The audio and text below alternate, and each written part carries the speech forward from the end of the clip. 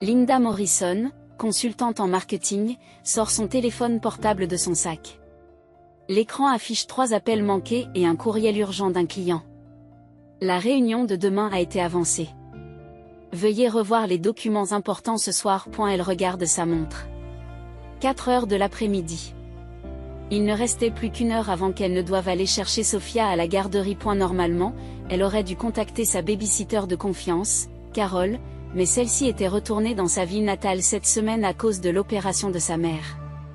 Quelle situation difficile. Linda fait défiler les numéros d'autres babysitters, mais personne n'est disponible dans un délai aussi court. En dernier recours, elle a appelé sa mère. Et la voix tranchante de Martha résonne à l'autre bout du fil. Qu'y a-t-il, Linda? C'est inhabituel d'avoir de tes nouvelles en plein milieu d'un jour de semaine. C'est une urgence. Une présentation importante prévue pour demain a été avancée à ce soir. Pourriez-vous garder Sophia toute la nuit? Après un moment de silence, Martha émet un son qui ressemble à un ronflement. Il est difficile d'être une femme de carrière, n'est-ce pas? De mon temps, nous n'aurions jamais envisagé de laisser nos enfants derrière nous pour travailler. Linda ferme les yeux et réprime l'envie d'argumenter. Depuis son divorce il y a 3 ans, les sarcasmes de sa mère n'avaient fait qu'augmenter. S'il te plaît, maman. Je n'ai personne d'autre à qui demander. Oui, bien sûr, je la prendrai. En fait, Heather et ses enfants viennent aussi aujourd'hui. Sophia sera ravie de jouer avec ses cousins. L'anxiété se répandit dans la poitrine de Linda. Sa relation avec sa sœur Heather était compliquée. Depuis l'enfance.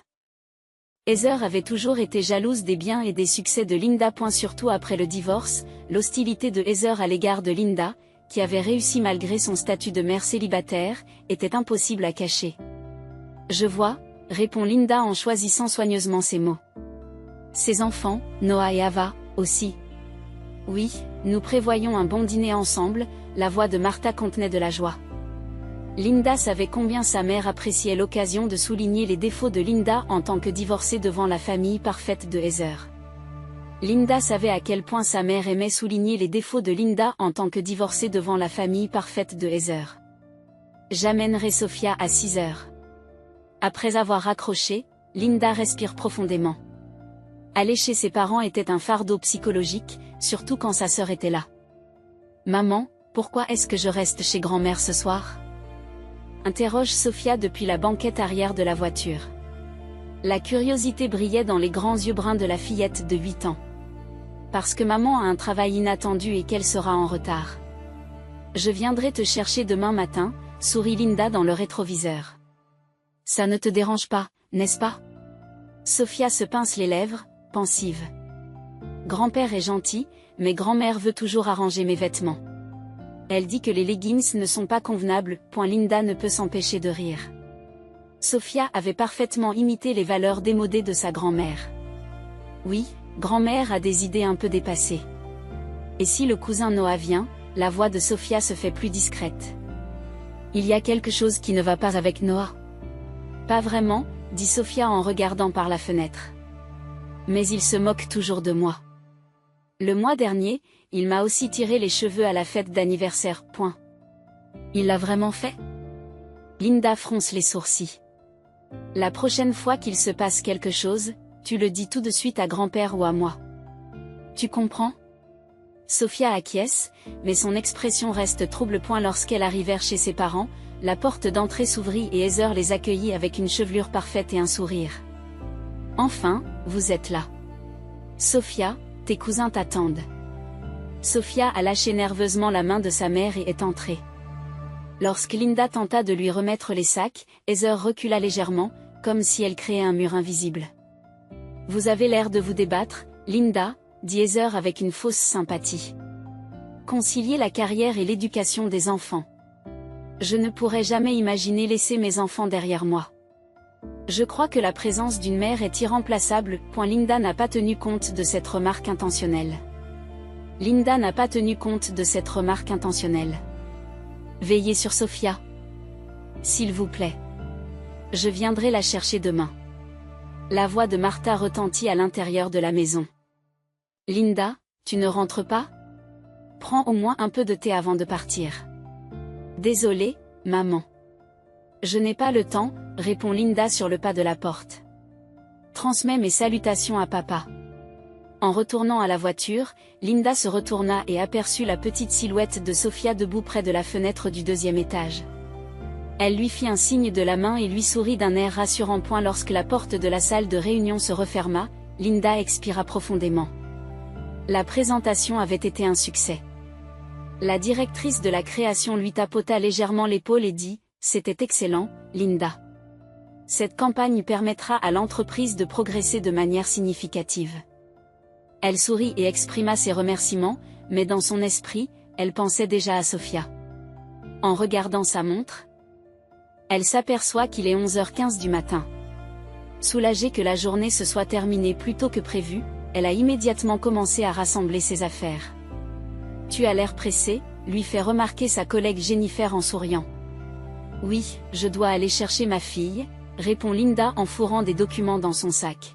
« Je l'ai laissée chez mes parents hier soir. Avec votre mère », Jennifer lui a jeté un coup d'œil significatif. Elle connaissait la relation compliquée de Linda avec sa mère. « Tout s'est bien passé ? » « Je ne sais pas encore, » répondit Linda avec honnêteté. « Je suis en route pour aller la chercher. » En quittant le bureau, le soleil printanier l'a enveloppée de chaleur. Avec la joie du succès et le soulagement de voir bientôt sa fille, son cœur se sentait plus léger. Prenant sa voiture et se dirigeant vers la maison de ses parents, elle commença à planifier d'emmener Sofia au parc, essayant de compenser le fait d'avoir été séparée pour la nuit à cause du travail. Lorsqu'elle se gara devant la grande maison blanche de ses parents, dans le quartier distingué de Beacon Hill, un étrange malaise traversa la poitrine de Linda. Normalement, à cette heure-là, son père Harold est en train de s'occuper des plantes du jardin, mais le jardin est silencieux. Lorsqu'elle sonna à la porte, après une légère pause, sa mère Martha apparut. Linda remarque que ses cheveux, habituellement parfaitement arrangés, sont légèrement ébouriffés. « Oh, Linda. Il aurait été bien que tu nous préviennes de ton arrivée si tôt, » dit Martha d'une voix légèrement tendue. « La présentation s'est terminée plus tôt que prévu, » dit Linda en passant devant sa mère et en entrant dans la maison. « Où est Sofia ? » « Elle se repose dans la chambre d'amis à l'étage, » répondit Martha avec une légère hésitation. « Elle semble un peu fatiguée. » « Fatiguée ? » Linda fronce les sourcils. « À quelle heure s'est-elle couchée hier soir ? » « À l'heure habituelle, » répondit Martha assez rapidement. « C'est juste que les enfants ont joué jusqu'à tard. » Harold, le père de Linda, est apparu dans le salon. Son visage habituellement doux avait une expression que Linda ne pouvait pas lire. « Linda, tu es là » dit-il à voix basse. « La présentation s'est bien passée, je crois. »« Oui, papa » répondit Linda brièvement et se dirigea vers les escaliers. « Je vais voir Sofia. » Alors qu'elle montait les marches, elle sentit quelque chose d'anormal dans le comportement de ses parents. Il semblait avoir quelque chose à dire mais ne le faisait pas. Lorsqu'elle frappa à la porte de la chambre d'amis, il n'y eut pas de réponse. Elle l'ouvrit doucement et trouva Sofia assise sur le lit, regardant par la fenêtre. « Sofia, maman est venue te chercher. » Et la jeune fille s'est retournée lentement.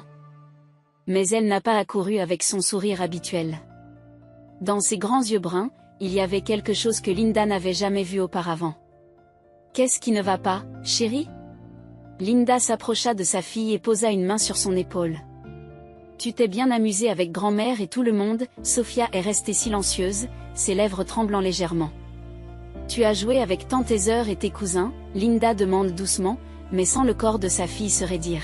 « Je veux rentrer à la maison », dit finalement Sofia d'une petite voix. S'inquiétant de l'attitude de sa fille, Linda commence à préparer ses affaires. Elle lui dit, « Bien sûr, nous allons rentrer à la maison tout de suite. » Rentrons à la maison tout de suite. Avant qu'elle ne quitte la chambre, Martha les attendait devant la porte. « Vous partez déjà ? » J'ai préparé le déjeuner. « Merci, maman. Mais nous rentrons à la maison, dit Linda avec fermeté. Sofia a l'air fatiguée elle aussi.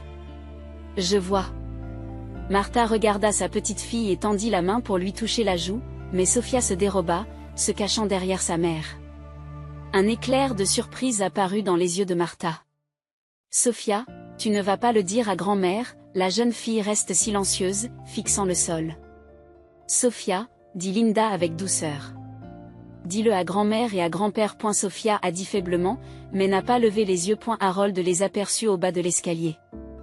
Sa voix avait une douceur inhabituelle, et dans ses yeux qui regardaient sa petite fille, il y avait quelque chose qui ressemblait à de la culpabilité. Alors qu'il montait dans la voiture et quittait la maison de ses parents, Linda regarda Sophia dans le rétroviseur. Et la jeune fille regardait silencieusement par la fenêtre.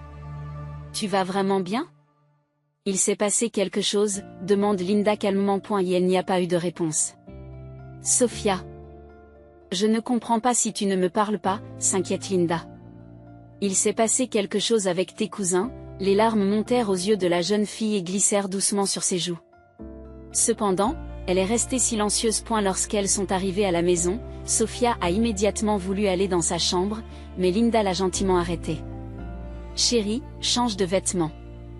Ensuite, nous pourrons parler un peu ?» Sophia n'a pas résisté et a laissé sa mère la conduire au salon. Linda commence à la déshabiller. Bien que normalement Sophia puisse le faire elle-même, aujourd'hui elle était inexpressive comme une poupée et ne bougeait pas d'elle-même. En déboutonnant son chemisier, Linda a soudain senti quelque chose d'étrange. Il y avait plusieurs petites taches brunes sur la doublure du vêtement. En regardant de plus près, elle semblait être du sang séché. « Qu'est-ce que c'est ?» Linda sursaute et soulève lentement le vêtement. Il y avait vraiment de petites traces de sang. « Sophia, qu'est-ce qui s'est passé ? Quelqu'un t'a fait du mal ? » La panique s'empare de son corps et sa voix tremble. « Qu'est-ce qui s'est passé ? Dis-moi, s'il te plaît. » De grosses larmes coulent à nouveau des yeux de Sophia. Elle se contente de secouer la tête et ne veut pas parler. Et la colère et la peur tourbillonnent dans la poitrine de Linda. Elle se lève et prend son téléphone portable. En composant le numéro de sa mère, sa voix était froide et déterminée. « Maman, il y a du sang sur les vêtements de Sophia. Qu'est-ce qui s'est passé ? Dis-moi franchement. » Il y a eu un moment de silence à l'autre bout du fil, puis la voix troublée de Martha s'est fait entendre. « Mon Dieu, tu dramatises. Elle est probablement tombée. Les enfants tombent tout le temps, n'est-ce pas ? Tombée. » La voix de Linda s'élève. « Pourquoi ne me l'avez-vous pas dit ? Pourquoi personne ne me l'a dit ? Parce que... » La voix de Martha s'est affaiblie. « Je ne pensais pas que c'était grave. » Linda regarde Sophia. Son visage exprimait une peur et une tristesse indicibles. L'instinct maternel lui dit qu'il ne s'agit pas d'une simple chute. « Nous parlerons plus tard, » dit Linda froidement et raccrocha. Elle s'agenouille devant Sophia et lui prend doucement les mains. « Chérie, c'est à maman de te protéger. Allons à l'hôpital maintenant. Tout ira bien, je serai avec toi. » La peur dans les yeux de Sophia s'est intensifiée, mais elle a fait un léger signe de tête. Linda serra sa fille dans ses bras et lui frotta le dos, se jurant intérieurement de découvrir la vérité et de demander des comptes à celui qui avait fait du mal à sa fille. Elle prend les clés de sa voiture et berce Sophia en l'enveloppant dans une veste. Le cœur presque explosé par l'inquiétude et la colère, Linda s'agrippa fermement au volant. À la réception du centre d'urgence pédiatrique de Saint-Marie. Une femme d'âge moyen s'est assise et s'est immédiatement calmée en les voyant. « Qu'est-ce qui vous amène aujourd'hui ? » ?»« Ma fille. » Linda hésite. Elle ne sait pas comment expliquer. Il y a du sang sur ses vêtements et elle ne veut pas en parler. Elle est restée avec mes parents et ma sœur hier. La réceptionniste a hoché la tête en signe de compréhension et lui a tendu des formulaires. « Remplissez-les s'il vous plaît. Nous allons la voir tout de suite. » La salle d'attente est presque vide. Linda était assise avec Sophia sur ses genoux, remplissant les formulaires tout en jetant de temps en temps un coup d'œil au visage de sa fille. Sophia restait sans expression, serrant un ours en peluche dans ses deux bras, un jouet de confort d'urgence que Linda gardait toujours dans la voiture. « Madame Morrison ?» Une infirmière les appela par leur nom. « Par ici, s'il vous plaît. » On les conduit dans une petite salle d'examen. Les murs étaient décorés d'images d'animaux aux couleurs vives, destinées à atténuer la peur des enfants. Cependant, même cette douce atmosphère ne parvenait pas à briser le silence de Sophia. Après avoir terminé les tests de base, l'infirmière dit « Le médecin sera bientôt là » et quitte la pièce. Linda s'assoit à côté de Sophia et lui tient la main.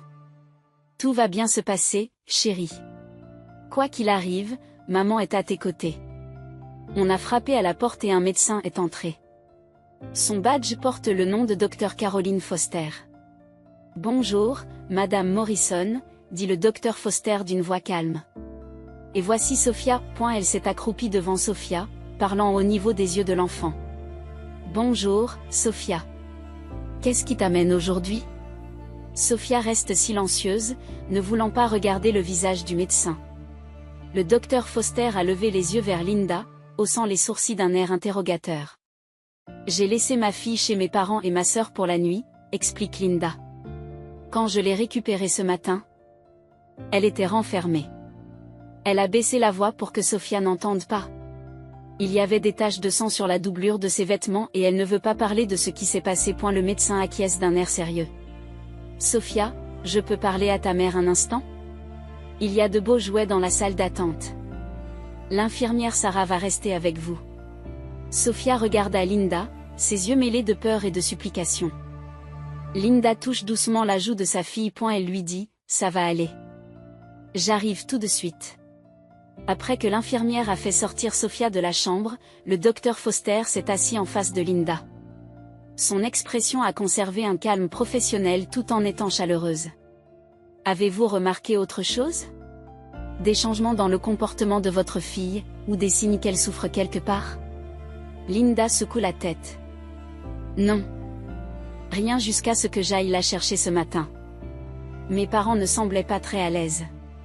La mère a dit qu'elle était juste fatiguée, mais le père semblait vouloir dire quelque chose. Je comprends, dit le médecin en prenant des notes. Je vais examiner votre fille, mais avant cela, j'ai quelques questions à vous poser. Quelles sont vos relations avec votre famille? C'est compliqué, a répondu Linda en toute honnêteté. J'ai divorcé il y a 3 ans et ma mère critique mes choix professionnels et mon rôle de parent. Avec ma sœur Heather, nous sommes en compétition depuis l'enfance et elle est jalouse de moi. Hier, elle et ses 2 enfants étaient également chez mes parents. Le médecin lève la tête et croise directement le regard de Linda. Comment se passent les relations de votre fille avec ses cousins? Pas très bonnes, a expiré Linda. Surtout le fils de ma sœur, Noah. J'ai entendu dire qu'il avait déjà tiré les cheveux de Sophia. Le médecin réfléchit quelques secondes, puis dit, examinons Sophia et se leva. Dans la salle d'attente, le temps semble s'éterniser. Linda jeta plusieurs fois un coup d'œil à l'horloge, s'agitant sans cesse. 1 heure plus tard, le docteur Foster revient. Son expression est sévère, sa bouche ferme. Parlons dans mon bureau. Le cabinet du médecin est petit mais chaleureux. Des dessins d'enfants décorent les murs et des photos de famille sont posées sur le bureau. Mais aujourd'hui, l'air de la pièce est lourd et tendu. Où est Sophia? Demande Linda avec anxiété. Elle est dans la salle de jeu avec une infirmière. Le docteur Foster s'assoit et prend une profonde inspiration. Madame Morrison, votre fille présente des signes de maltraitance physique. Ces mots ont provoqué un choc sourd dans la poitrine de Linda. Quoi? Elle a de multiples ecchymoses sur les bras et le dos. Le sang sur ses vêtements provient d'une petite coupure dans son dos. Cette blessure ne semble pas être accidentelle, mais semble avoir été délibérément infligée avec quelque chose de tranchant. Le visage de Linda se vide de ses couleurs. Dans son esprit, la colère, la peur et la culpabilité tourbillonnent. Êtes-vous en train de dire que ma famille lui a fait du mal? Légalement, je suis obligée de le signaler au service de protection de l'enfance, mais je veux d'abord comprendre la situation. Le docteur Foster choisissait ses mots avec soin. Sophia a parlé un peu. Il lui a fallu beaucoup de courage. Linda se couvre le visage de ses mains tremblantes. Que s'est-il passé? Selon Sophia, il y a eu une dispute à propos de jouets avec ses cousins hier soir, commença à expliquer tranquillement le docteur. Au début, il semble qu'il s'agissait d'une querelle d'enfant normale. Mais un garçon nommé Noah est devenu agressif et l'a poussé vers le bas. Une fille nommée Ava s'est jointe à lui, et ensemble ils ont maintenu Sophia au sol. Le médecin poursuit en choisissant ces mots. Ils l'ont pincé et griffé tout en disant des choses comme « ta mère est un échec » et « c'est triste que tu n'aies pas de papa ». Les larmes montent aux yeux de Linda. C'est terrible. Plus choquant encore, poursuit le docteur Foster d'un ton lourd, votre sœur Heather a apparemment été témoin de ces brimades, mais n'y a pas mis fin. Au lieu de cela, elle a blâmé Sophia, en disant « cela ne serait pas arrivé si tu étais restée tranquille ». Linda tremble. Son corps était glacé par la colère et la peur qui lui parcouraient l'échine.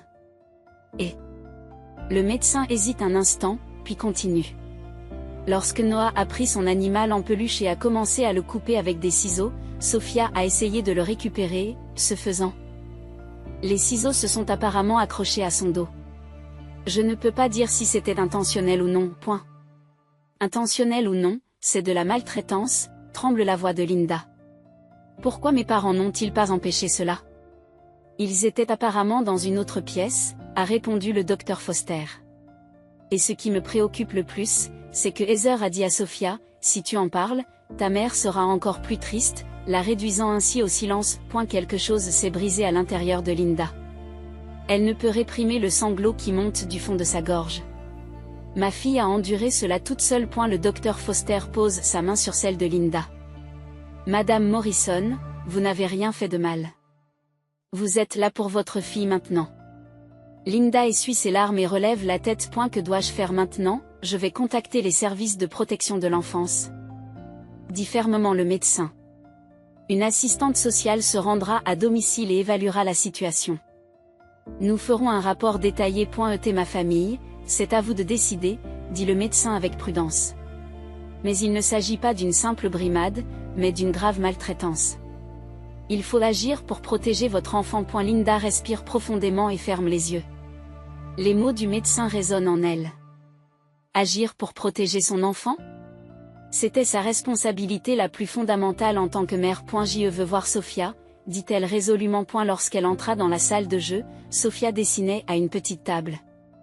Lorsque Linda s'approcha, la fillette leva les yeux, et dans ses yeux, il y avait de la peur, mais aussi une légère lueur d'espoir. Maman. C'est le premier mot qu'elle prononce depuis le matin. Linda s'agenouille devant sa fille et la prend dans ses bras avec précaution. Chérie, merci d'avoir tout raconté. Tu as été courageuse. Es-tu en colère? La voix de Sophia était fluette. Je ne suis pas du tout en colère contre toi. Linda a regardé sa fille dans les yeux et lui a dit sérieusement, je suis en colère contre les gens qui t'ont fait du mal. Je suis en colère contre les gens qui t'ont fait du mal. Maman est toujours de ton côté. Je te protégerai, je te le promets. Le petit corps de Sophia tremblait dans les bras de sa mère, et finalement, elle se mit à pleurer à haute voix. C'était un cri où se mêlait la peur, la tristesse et le soulagement. Cela suffira-t-il? Linda regarde les photos et les documents étalés sur la table de la cuisine. Samantha Rhin, une assistante sociale dépêchée par les services de protection de l'enfance, organisait soigneusement la paperasse. C'est suffisant, dit Samantha en regardant Linda avec gentillesse tout en gardant son calme professionnel. Le diagnostic du docteur Foster, les preuves photographiques et le témoignage de Sophia. C'est très clair. Immédiatement après son retour de l'hôpital, Linda avait laissé Sophia avec son amie de confiance Jessica. Jessica avait été un soutien constant depuis son divorce. Sophia jouait avec la fille de Jessica, Emily, et passait du temps dans un environnement sûr. Quelle est la prochaine étape? Demande Linda, feignant le calme. Bien que la colère continue de brûler en elle, elle essaie de réprimer ses émotions devant la professionnelle et de procéder logiquement. Tout d'abord, nous allons ouvrir une enquête officielle, expliqua Samantha. La sécurité de votre enfant est notre priorité absolue. Nous interrogerons également les auteurs présumés. J'ai l'intention de confronter ma famille, dit Linda avec détermination. Samantha hausse un sourcil. Avant cela, je vous recommande de demander l'avis d'un avocat. Et si vous devenez trop émotive, comment pourrais-je ne pas être émotive? La voix de Linda s'éleva légèrement. Mais ne vous inquiétez pas. Je me contenterai de présenter les preuves et de leur demander des comptes. Après avoir réfléchi un moment, Samantha acquiesce. Je comprends. Cependant, je ne recommande pas d'y aller seule. J'ai demandé à un ami avocat de m'accompagner, a répondu Linda. Demain après-midi, je les confronterai à la maison de mes parents. Le lendemain après-midi, Linda se tient devant la maison de ses parents avec son ami et avocat, Mark Johnson. Prête? Mark pose sa main sur son épaule. Linda respire profondément. Oui, allons-y. Harold ouvre la porte. Son visage était fatigué et son expression s'est assombrie en voyant Linda. Linda. Papa, il faut qu'on parle, dit Linda calmement. Appelle aussi maman et Heather. Lorsqu'elles sont entrées dans le salon, Martha était déjà assise sur le canapé. Elle fronce les sourcils en voyant Linda et Mark. Faire venir un avocat me semble excessif. Appelle Heather, dit Linda. Ignorant le sarcasme de sa mère. 15 minutes plus tard, Heather arrive. Elle était visiblement irritée et commença à se plaindre dès qu'elle entra dans la pièce. « Qu'est-ce qu'il y a à m'appeler si soudainement ? J'ai dû laisser les enfants à une babysitter. » Asseyez-vous, dit Linda d'une voix glaciale. Lorsque tout le monde fut rassemblé, Linda posa une enveloppe sur la table. Voici le diagnostic du docteur Foster et les photos des blessures sur le corps de Sophia. Elle a sorti les photos et les a étalées sur la table. Des ecchymoses sur le dos et les bras, et une coupure dans le dos. D'après le médecin, il ne s'agit pas de blessures accidentelles, mais du résultat d'une violence délibérée. Les visages de Martha et d'Harold se sont vidés de leur couleur. Heather croise les bras, feignant l'indifférence. Sophia nous a tout raconté, poursuit Linda. Vos enfants, Noah et Ava, l'ont maintenu au sol, ont pris sa peluche et l'ont blessé. Et Heather, vous l'avez vu. Mais non seulement vous n'avez pas arrêté, mais vous avez blâmé Sophia et lui avez dit de se taire. C'est ridicule, dit Heather en haussant le ton. Exagérer les querelles d'enfants. Tais-toi. La voix furieuse de Linda résonne dans la pièce. Ce n'est pas une querelle. C'est de la maltraitance. Les services de protection de l'enfance partagent ce point de vue. Harold ramasse les photos d'une main tremblante. Je ne savais pas, dit-il d'une voix tremblante. J'ai entendu de l'agitation à l'étage, mais, avez-vous essayé de l'arrêter ? Linda fixe son père. Harold secoue silencieusement la tête. Heather a dit que c'était juste des enfants qui agissaient comme des enfants.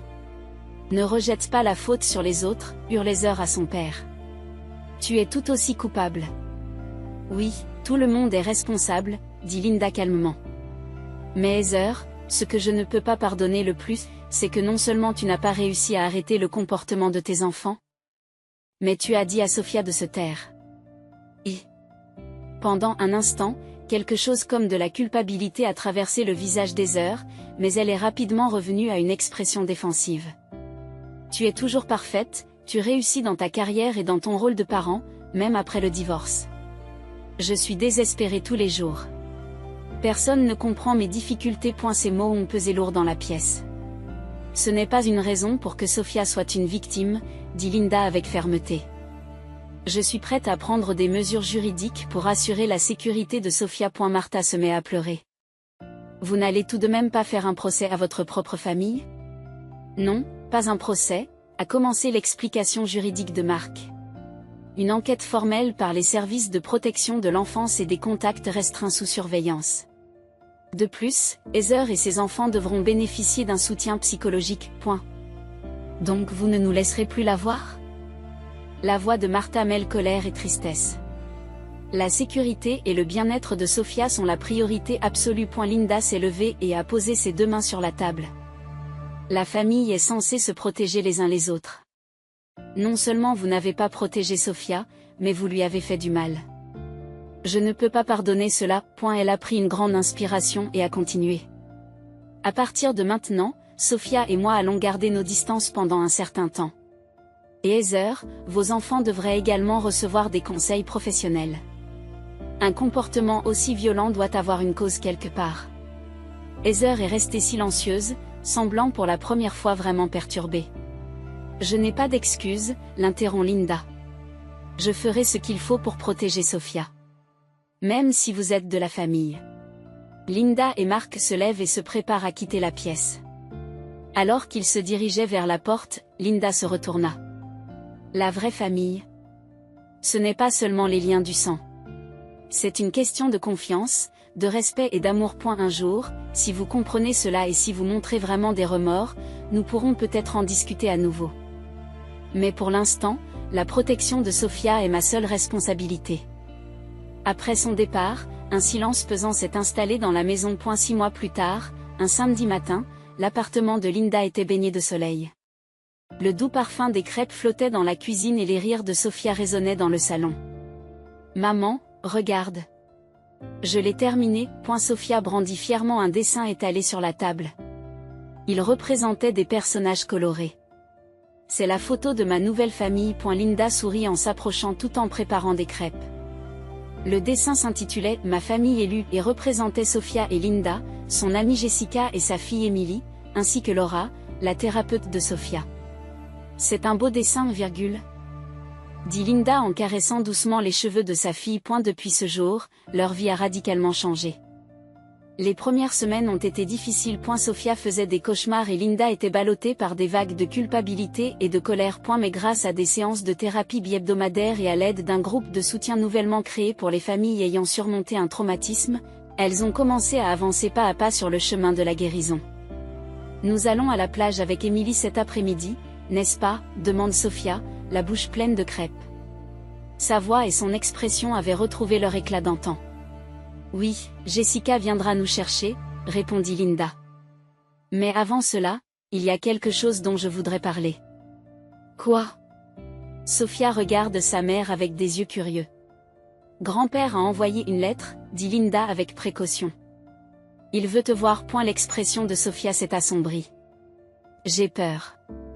Je ne te forcerai pas, dit Linda en tenant la main de sa fille.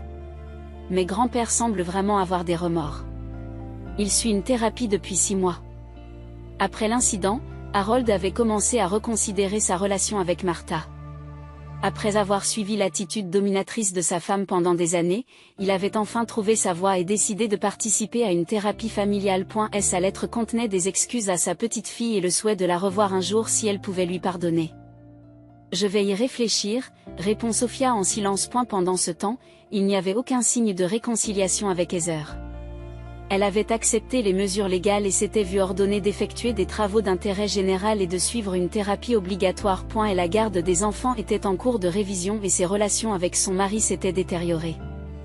Linda reçoit de temps en temps des rapports sur les progrès réalisés par les services de protection de l'enfance. Mais elle comprend qu'il faudra beaucoup de temps pour que les choses changent vraiment.